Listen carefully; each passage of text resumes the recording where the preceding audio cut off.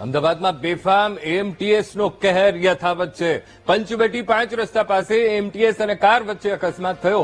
Over સ્પીડમાં આવતી AMTS બસે એક કારને ટક્કર મારી। હવે જોરદાર ટક્કર વાગતા કાર ડિવાઈડર પર ચડી ગઈ હતી। સિગ્નલ બંધ હોવા છતાં એએમટીએસના ડ્રાઈવરે એ બસ હંકારી મૂકી અને આ અકસ્માત થયો।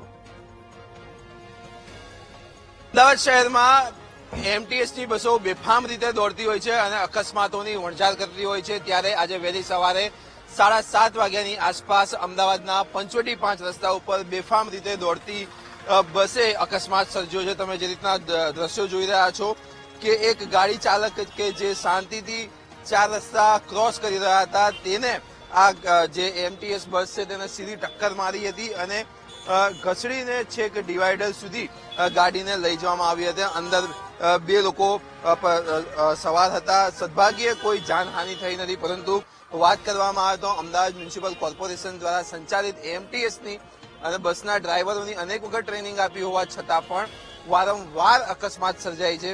અકસ્માતમાં જેમની ગાડી છે તેમની સાથે ખાસ વાતચીત કરીશું।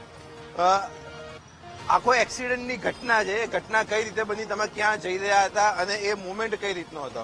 હું લગભગ સવારે 7:15 પરિમલ ગાર્ડનથી આપણે ગુલબાઈ ટેકરા તરફ જઈ રહ્યો હતો અને આ જે એએમટીએસની બસ હતી એ જીમખાનાથી આપણે જે રસ્તો આવે છે સીજી રોડનો સેન્ટ્રલ મોલ જતો, ત્યાંથી બસ આવી રહી હતી અને એ બેફામ સ્પીડ ઉપર આવી રહી હતી અને ડ્રાઈવરે જોયા વગર મારા ગાડીના ડ્રાઈવર સાઈડના તરફે આખી બસ નાખી દીધી અને ઉતર્યા પછી એ મને જેમ તેમ બોલવા પણ લાગ્યો, એટલે મારે પછી 100 નંબર ઉપર ડાયલ કરીને પોલીસને બોલાવી પડી।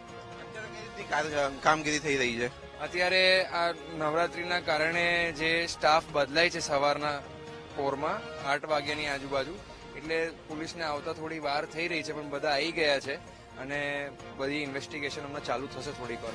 એમટીએસની કેટલી સ્પીડ હતી લગભગ, જે રીતના તમે ટકરાયા અને તમારા ગાડીની અંદર જ બેઠા હતા? અને મારી જે સ્પીડ હતી એ લગભગ 35 કે 40 ની આસપાસ હતી, પણ એએમટીએસ વાળા એવું કહે છે કે એમની સ્પીડ 40 ઉપર લોક થઈ છે, પણ એમની સ્પીડ 40 કરતા વધારે હતી, કારણ કે મારા ગાડીનો તમે વિડીયો પાછું લેશો તો આ રાઈટ હેન્ડ ડ્રાઈવર સાઈડની બધી એરબેગો ખુલી ગઈ છે।